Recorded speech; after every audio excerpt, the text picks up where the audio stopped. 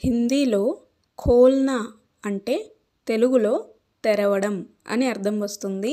ఖోలో అంటే తెరు.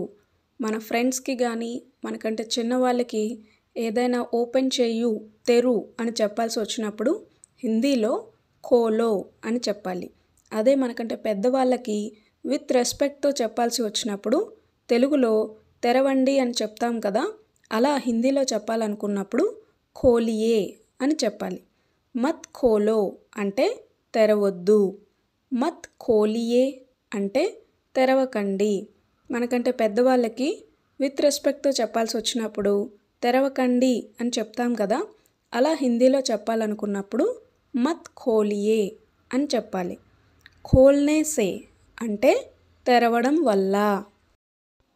నేను ఈ డబ్బా తెరవచ్చా అని హిందీలో అడగాలనుకున్నప్పుడు జెంట్స్ అయితే మే ఏ డిబ్బా ఖోల్ సక్తా హూ క్యా అని అడగాలి.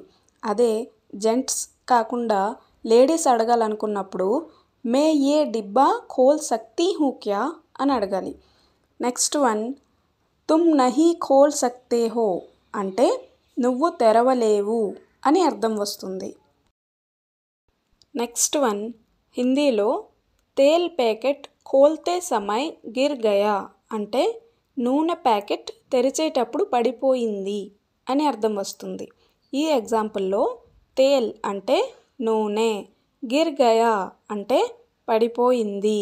నెక్స్ట్ వన్, దర్వాజా నహీ ఖుల్ రహా హై అంటే తలుపు తెరుచుకోవడం లేదు అని అర్థం వస్తుంది. Thank you. Please like, share and subscribe.